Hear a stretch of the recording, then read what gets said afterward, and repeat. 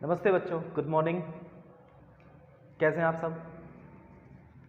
मैं भी ठीक हूं बच्चों। कल हमने अपनी एक क्लास शुरू कर दी प्रोनाउन की, और आज हम प्रोनाउन की ही अगली क्लास लेकर आपके सामने आए हैं। कल हमने क्या सीखा था, मैं एक छोटा सा आपको रिवीजन उसका करा देता हूं, शॉर्ट रिवीजन उसका कर लेते हैं। कल हमने सीखा था कि प्रोनाउन, पर्सनल प्रोनाउन की एक टेबल मैंने आपके सामने बनाई थी, और उस पर्सनल प्रोनाउन में मैंने आपको बताया था कि जो पर्सनल प्रोनाउन होते हैं वो हमारे होते हैं कितने प्रकार के, वो होते हैं 7 प्रकार के। कितने प्रकार के होते हैं बच्चों? 7 प्रकार के हमारे क्या होते हैं, पर्सनल प्रोनाउन होते हैं। उसमें मैंने लिखा था subjective case, objective case, positive adjective case, और उसके बाद आपका आया था पॉजिटिव प्लस नाउन केस, और उसके बाद आपका आया था रिफ्लेक्सिव या एम्फेटिक केस। ठीक है बच्चों, ये हमने अभी सीखा था।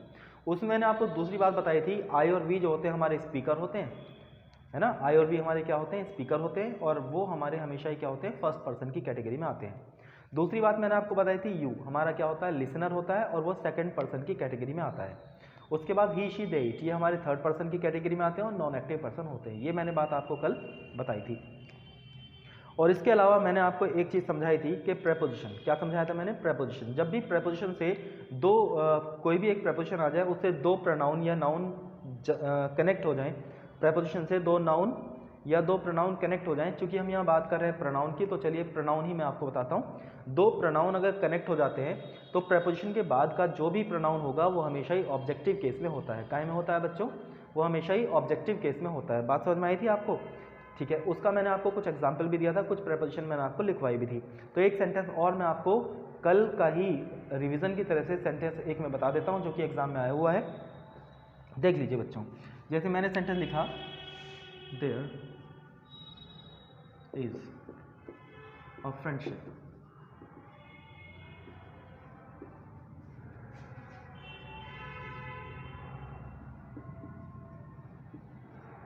There is a friendship.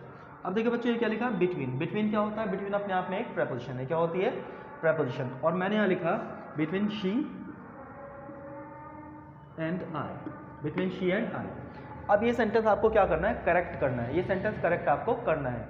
देखिए पढ़ लीजिए, there is a friendship between she and I. यहां पर बच्चों ये क्या है, ये है आपका क्या, प्रेपोजिशन। क्या है ये? प्रेपोजिशन। कल हमने क्या सीखा था, जब भी प्रेपोजिशन से दो प्रोनाउन ज्वाइन हो जाते हैं, कनेक्ट हो जाते हैं, तो वो प्रेपोजिशन के बाद हमेशा ही जो प्रोनाउन आता है वो ऑब्जेक्टिव केस में होता है। काय में होता है? ऑब्जेक्टिव केस में। अब ये प्रेपोजिशन है, इसके बाद ये क्या लिखा है, शी लिखा है। क्या लिखा है? शी लिखा है। और ये क्या लिखा? आई लिखा है। तो ये कौन से केस में है इस समय बच्चों? ये सब्जेक्टिव केस में है। तो ये हमारा सेंटेंस सही है गलत है? गलत ही है ना, क्योंकि ये प्रेपोजिशन आ गई, तो इसका मतलब ये क्या होना चाहिए, ये होना चाहिए आपका शी का क्या होता है बच्चों, ऑब्जेक्टिव केस। ये होता है आपका हर। क्या होता है? हर। क्या होता है? हर। ठीक है। और अगर हम देखें आई, तो आई का ऑब्जेक्टिव केस क्या होगा? मी। तो अब जाके ये सेंटेंस हमारा कैसा हो जाएगा, सही हो जाएगा। देखिए, शी की जगह हमने क्या लिखा, हर, और आई की जगह हमने क्या लिखा, मी। तो ये सेंटेंस हमारा क्या हो गया, सही हो गया। क्योंकि बिटवीन क्या है यहाँ पर, प्रेपोजिशन। तो प्रेपोजिशन के बाद हमारा क्या आएगा, ऑब्जेक्टिव केस आएगा। कल हमने सीखा था। एक चीज और आप बिटवीन के बारे में समझ लीजिए, जब भी बिटवीन से हमारे दो नाउन या प्रोनाउन जोड़ते हैं तो इसका जो सहायक कंजंक्शन होता है वो हमेशा क्या होता है, एंड होता है। क्या होता है? एंड। तो बच्चों ये बात भी ध्यान रखना, कभी कभी बिटवीन के साथ एंड के अलावा वो कुछ भी दे दें, दैन दे दें, बट दे दें, कुछ भी दे दें, वो गलत ही होता है। बिटवीन के साथ हमेशा ही क्या आता है, एंड आता है। तो कल हमने इतनी बातें सीख ली थी बच्चों। आई होप कि आपको समझ में आ गई थी। आज हम शुरू करेंगे इससे अगला जो रूल है वो हम शुरू करेंगे। तो मैं उस अगले कॉन्सेप्ट को आपको समझाने के लिए कुछ सेंटेंस बोर्ड पर लिखता हूँ, फिर मुझे आपसे पूछने हैं कि उस सेंटेंस में क्या एरर है, जैसा कि एग्जाम में आपके आता है। तो चलिए मैं सेंटेंस लिख देता हूँ, इस सेंटेंस को हटा देता हूँ, अगर आपको ज़रूरत हो आप लिख लीजिए। मैं अगला सेंटेंस आपके लिए बोर्ड पर लिख देता हूँ, ये हटा देता हूँ।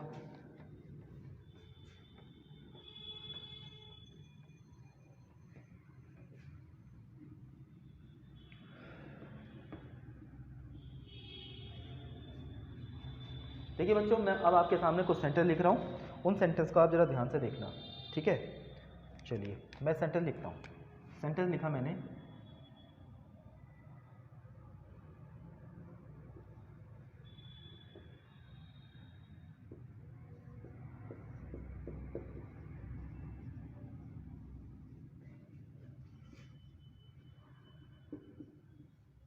Ravi is stronger than I. Ravi is stronger than I.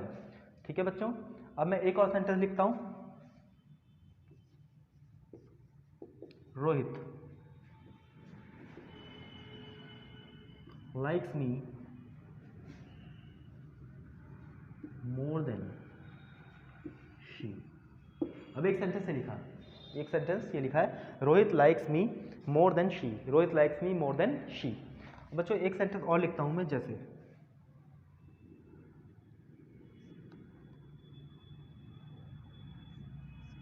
The air of lowlands is hotter than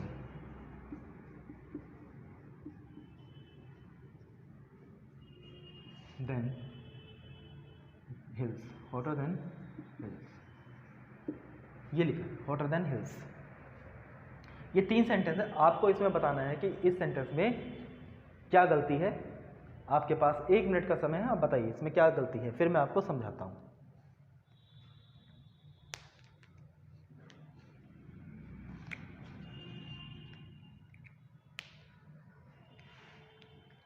चलिए, अभी समझ नहीं आ रहा आपको ना, चलिए समझ लेते हैं कि क्या इसमें एरर है, ये बात हम समझते हैं। यहां देखिए, इन तीनों ही सेंटेंस में हम क्या पा रहे हैं, इन तीनों ही सेंटेंस में तुलना हो रही है। क्या हो रही है? तुलना हो रही है। क्या हो रही है? तुलना।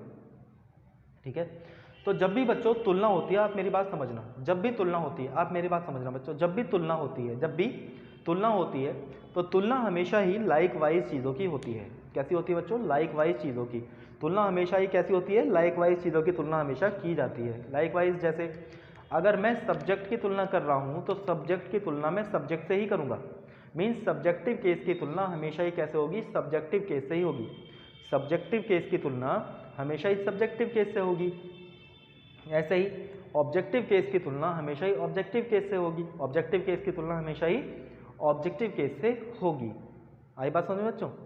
देखिए, ये बात तो रही प्रोनाउन की। अगर कभी कभी नाउन में भी तुलना हो जाती है तो नाउन की तुलना भी हम समझ लेते हैं। मैंने कहा कि तुलना हमेशा लाइकवाइज होती है। अब जैसे मैंने कहा कि मेरे हाथ में जो ये मार्कर है ये तुमसे अच्छा है, तो ये बात आपको समझ में आई कुछ? मैंने कहा ये मार्कर तुमसे अच्छा है, क्या मैं इस मार्कर को तुमसे अच्छा बता सकता हूँ? शुभम, रोहित, क्या मैं इस मार्कर को तुमसे अच्छा बता सकता हूँ? नहीं भाई। अगर मार्कर है तो वो मार्कर से ही तो अच्छा होगा। मार्कर है तो वो मार्कर से तो अच्छा होगा। ऐसे मैं कहने लगूँ कि तुम्हारा बैग मेरे से अच्छा है, भाई बैग की मेरे से क्या तुलना? बैग की तुलना मेरे से हो सकती है? नहीं हो सकती। ऐसे ही मैं कहूँ कि मेरी जो कार है वो तुमसे अच्छी है, क्या मेरी कार तुमसे अच्छी हो सकती है? नहीं भाई। मेरी कार अगर अच्छी होगी तो तुम्हारी कार से ही तो अच्छी होगी। ऐसे ही मेरा मार्कर होगा तो तुम्हारे मार्कर से तो अच्छा होगा। तुम्हारा बैग जो होगा वो मेरे बैग से ही तो अच्छा होगा या मेरे से अच्छा हो जाएगा? ये तो गड़बड़ हो जाएगी। ऐसे ही मैंने कह दिया कि भाई मेरे जूते तुमसे अच्छे हैं, तो ये कोई बात थोड़ी हो गई। अब जूतों की तुलना जूतों से ही तो होगी। जूतों की तुलना किसी व्यक्ति से कैसे हो जाएगी? हो सकती है क्या? नहीं हो सकती ना। तो ये बात हम यहाँ पर समझेंगे, ये बात हम यहाँ पर समझेंगे। तीनों ही सेंटेंस में हमें ये बात समझ के चलनी है। अब कैसे समझ के चलनी है बच्चों, ये हम देखते हैं। हमने देखा पहला जो सेंटेंस है यहाँ पर तुलना हो रही है, पहले सेंटेंस में जो तुलना हो रही है वो हो रही है रवि की। अब रवि देखिए सब्जेक्ट, ये वर्ब से पहले आया तो ये क्या हो गया? हमारा सब्जेक्ट हो गया। क्या हो गया? सब्जेक्ट। अब यहाँ पर तुलना हो रही है इस रवि की, Ravi is stronger than I. तो सब्जेक्ट की तुलना हो रही है, सब्जेक्ट से होगी। सब्जेक्ट की तुलना हो रही है तो सब्जेक्ट से होगी, तो इसका मतलब यहाँ पर ये सेंटेंस अपने आप में ठीक है। सब्जेक्ट की तुलना कैसे होगी? सब्जेक्ट से होगी। तो यहाँ पर ये सेंटेंस अपने आप में कैसा है? ठीक है, सब्जेक्ट की तुलना सब्जेक्ट से होगी। चलिए आगे। अब यहाँ रोहित लाइक्स मी, रोहित पसंद करता है किसे? मुझे, मोर देन इससे। अब यहाँ पर तुलना रोहित की तो नहीं हो रही है, रोहित की तुलना नहीं हो रही। रोहित पसंद करता है इससे, मतलब इन दोनों के बीच में तुलना हो रही है। रोहित मुझे इससे ज़्यादा पसंद करता है, तो इसका मतलब ये क्या है? ऑब्जेक्टिव केस है। क्या है ये? ऑब्जेक्टिव केस है। अब ऑब्जेक्टिव केस है तो फिर यहाँ पर भी तो क्या होना चाहिए? ऑब्जेक्टिव केस होना चाहिए ना। तो क्या हो जाएगा? हर। तो यहाँ मैंने आपको क्या समझाया बच्चों की ऑब्जेक्ट मीन्स तुलना जो होती है हमेशा लाइक वाइज होती है। यहाँ सब्जेक्ट की तुलना होती है, सब्जेक्ट से होगी। यहाँ देखिए ऑब्जेक्ट की तुलना हो रही तो क्या होगा? ऑब्जेक्टिव केस से होगी। ये बात समझ में आ गई आपको? चलिए बहुत बढ़िया, ये बड़ा अच्छा कॉन्सेप्ट है, एग्जाम में बहुत ज़्यादा आपको मिलता है।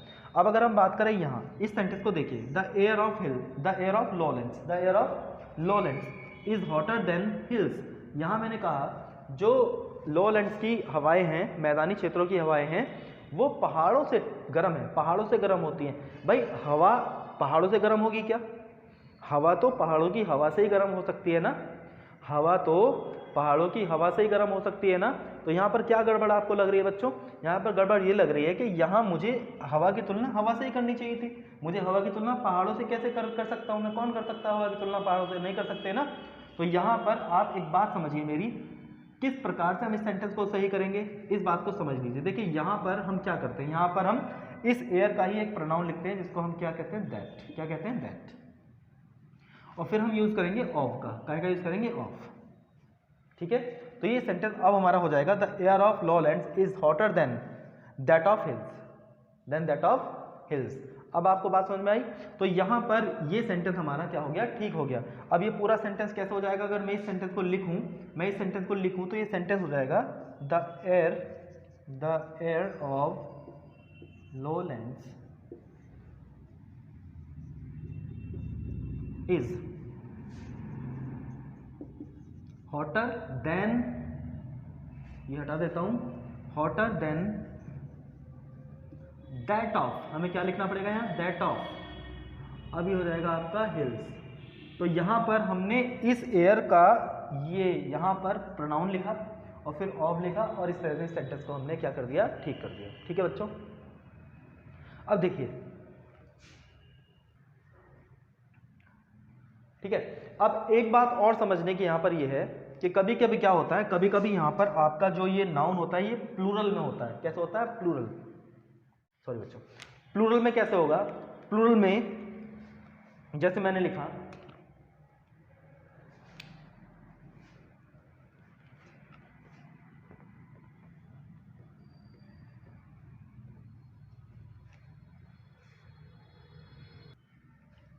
देखिए मैं आपको बता रहा हूं कि प्लूरल में कैसे होगा, तो आप देख लीजिए प्लूरल में कैसे होता है। जैसे मैंने लिखा sentence, the students of this class are better then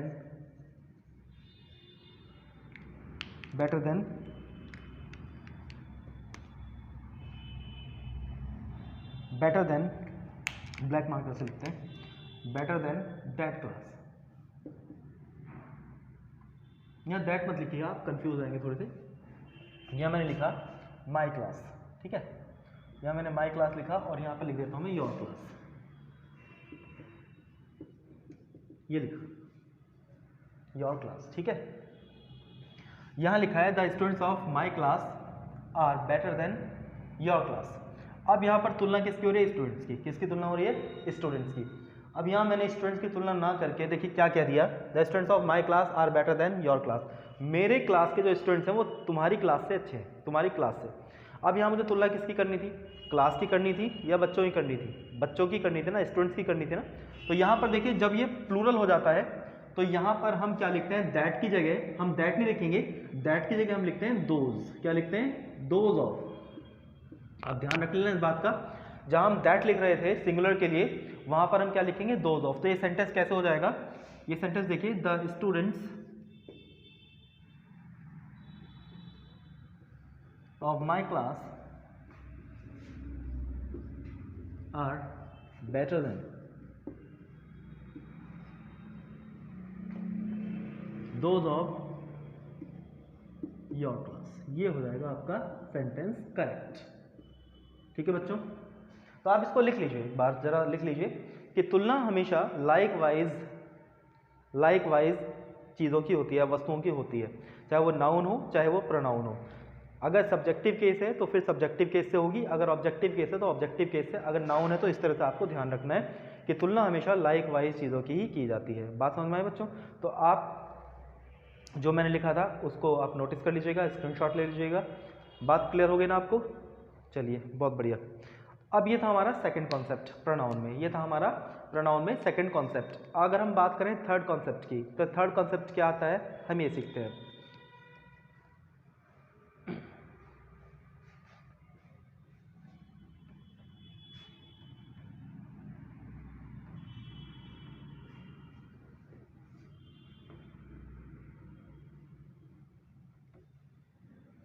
ये भी आपके बच्चों पर्सनल प्रोनाउन ही चल रहे हैं। अब इसका क्या आएगा, थर्ड कॉन्सेप्ट आएगा। क्या आएगा, थर्ड कॉन्सेप्ट। थर्ड कॉन्सेप्ट में मैंने आपको ध्यान है, आपको बताया था कि फर्स्ट पर्सन में आई और वी आते हैं, सेकंड पर्सन में यू आता है और बाकी सभी क्या आते हैं, थर्ड पर्सन में आते हैं। फर्स्ट पर्सन आई और वी, यू सेकंड पर्सन और बाकी सभी क्या होते हैं, हमारे थर्ड पर्सन होते हैं। ये मैंने आपको बताया था ना। अब उसका यूज़ होगा। देखिए मैंने सेंटेंस लिखा बोर्ड पर, मैंने सेंटेंस लिखा बोर्ड पर, जैसे she, you and I R supporting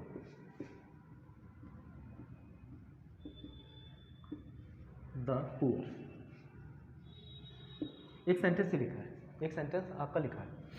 एक सेंटेंस और मैं लिखता हूं, she and I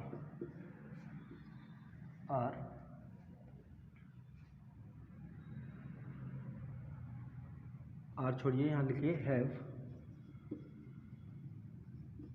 broken the glass. ये दो सेंटेंस है। इसमें आपको देखना क्या है, इसमें आपको ये देखना है कि देखिए ये क्या है, थर्ड पर्सन, ये क्या है, सेकंड पर्सन, ये क्या है, फर्स्ट पर्सन।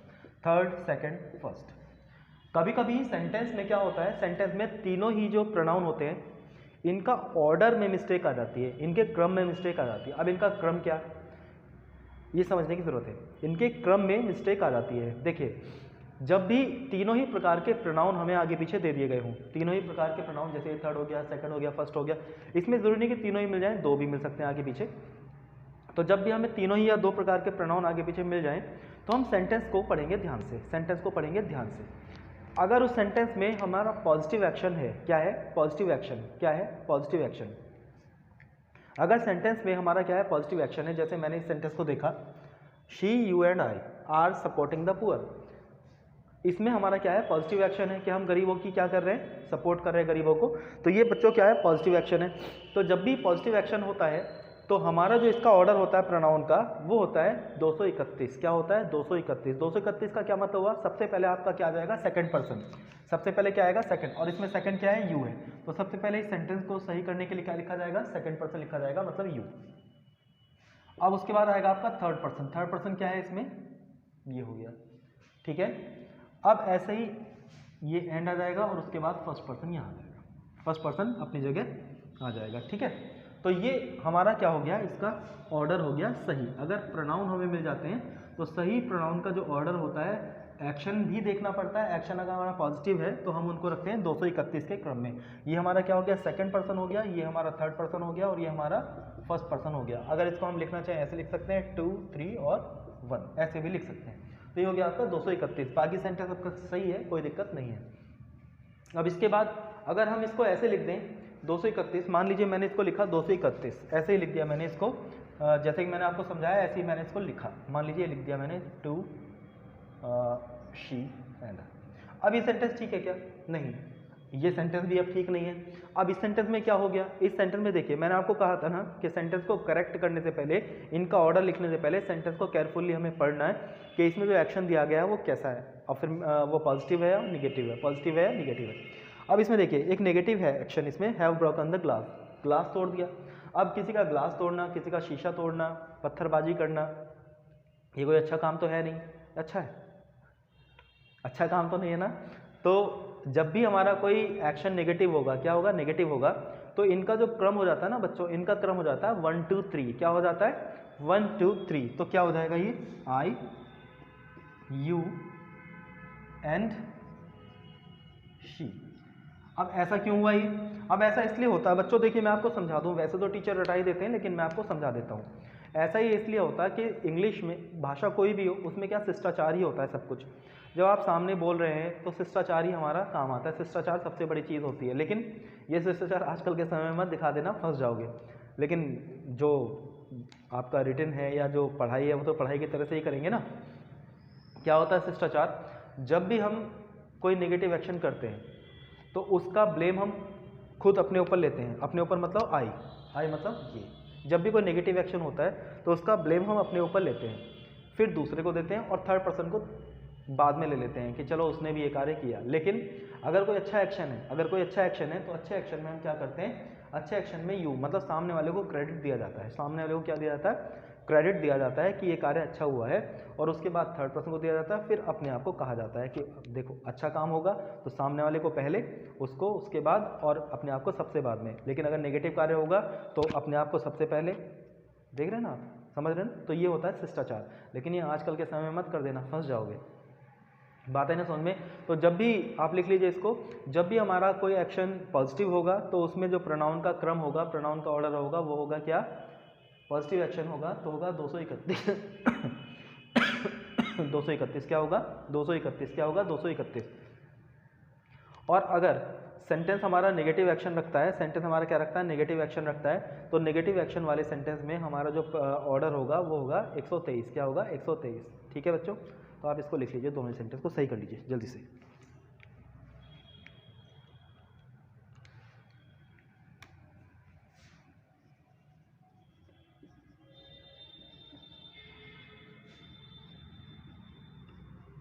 ये हो जाएगा आपका सेंटेंस करेक्ट।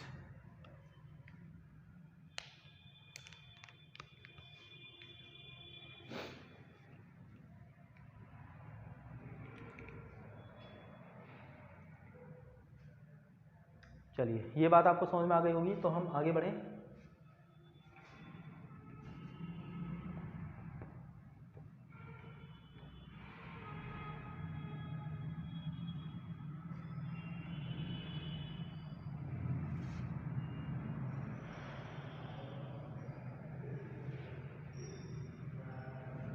देखिए, एक और सेंटेंस आपके सामने मैं रखता हूँ। एक और सेंटेंस में क्या है मैं आपको समझाता हूँ सेंटेंस लिख के, और आपसे पूछता हूँ कि इसमें क्या एरर हो सकता है। चलिए देख लीजिए सेंटेंस को।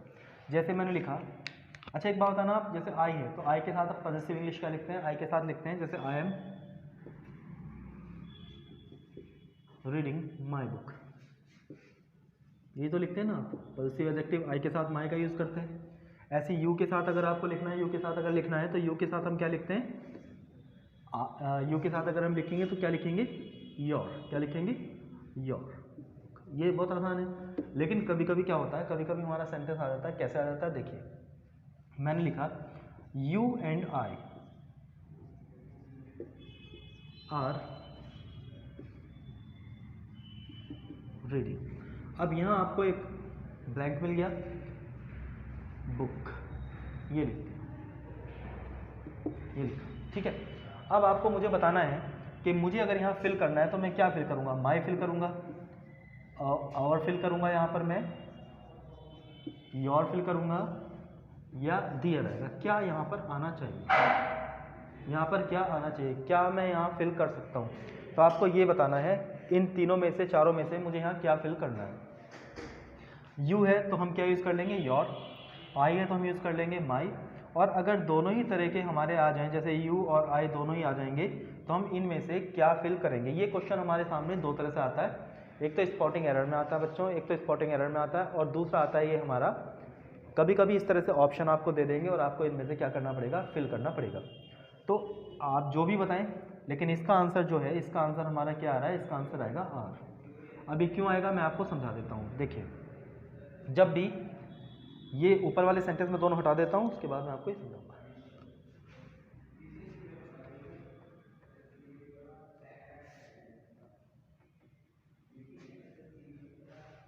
देखिए, जब भी किसी भी एक्शन में मान लीजिए यहाँ क्या है? सेकंड पर्सन है। इस सेंटेंस के अंदर ये क्या है? सेकंड पर्सन है, और सेकंड पर्सन के साथ क्या है? ये फर्स्ट पर्सन है, ठीक है।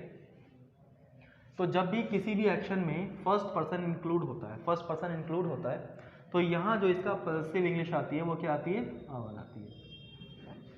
अगर फर्स्ट पर्सन कहीं भी इंक्लूड है तो हमेशा क्या यूज़ करते हैं? हम आवर का यूज़ करेंगे। तो इसका मतलब यहाँ क्या आ जाएगा?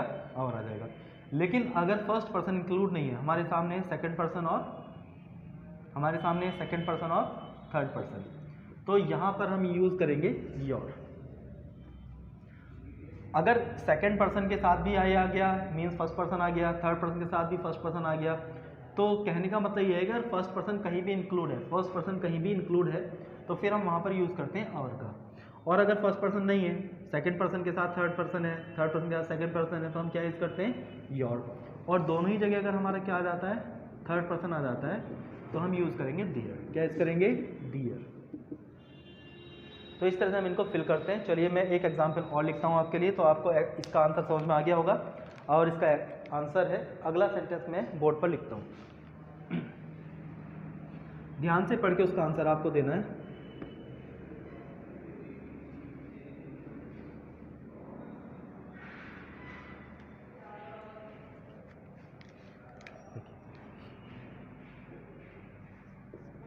She and I are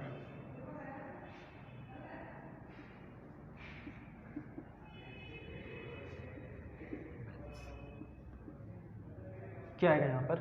देखिए यहाँ क्या है, शी थर्ड पर्सन है, ये क्या है आई, ये क्या है फर्स्ट पर्सन है। तो इसका मतलब मैंने आपको बताया था जहाँ भी फर्स्ट पर्सन इंक्लूड होता है, जहाँ भी फर्स्ट पर्सन इंक्लूड होता है वहाँ पर हम यूज़ करते हैं क्या, आर। तो यहाँ क्या आ जाएगा, आर। लेकिन अगर मैं यहाँ आई हटा देता हूँ और मैं क्या लिख देता हूँ, यू लिख देता हूँ, और यह क्या आ जाता है, शी आ जाता है, तो फिर क्या आएगा यहाँ पर, फिर यहाँ हम यूज़ करेंगे योर। ठीक है बच्चों। तो इस तरह से हम अगर दो प्रोनाउन आगे पीछे हमारे सामने आ जाएं जो कि अलग अलग कैटेगरी के हैं, मीन्स फर्स्ट पर्सन और सेकंड पर्सन या अलग अलग कैटेगरी के हैं, तो उसको इस कॉन्सेप्ट से हम उसके साथ में पॉजिटिव एडजेक्टिव का प्रयोग करते हैं। तो आप ये नोटिस कर लीजिए जल्दी।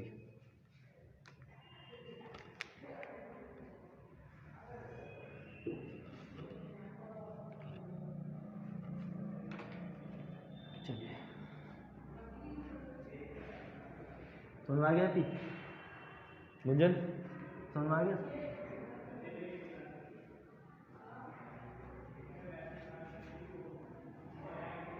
अब अगले कॉन्सेप्ट पे हम बढ़ जाते हैं। अगला कॉन्सेप्ट क्या है हमारा,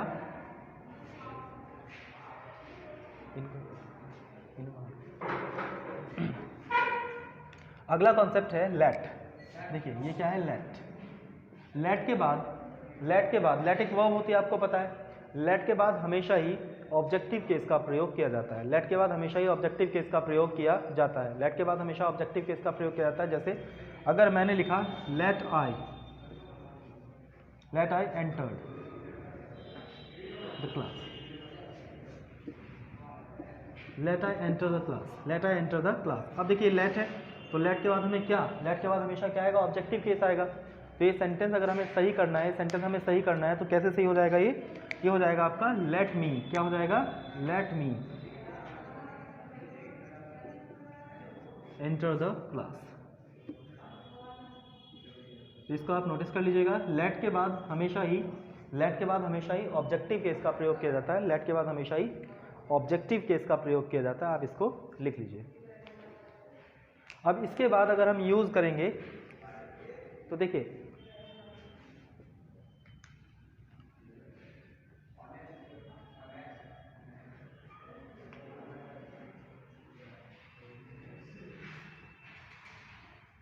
इसके बाद हमारा आएगा यूज ऑफ इट। इसके बाद हमारा आएगा use of it. Use of it. It का प्रयोग हम कैसे करते हैं, इट का प्रयोग कहाँ कहाँ पर किया जाता है। अब इसके बाद हमारा इट का प्रयोग है जो कि पर्सनल प्रोनाउन में ही आता है, यूज ऑफ इट।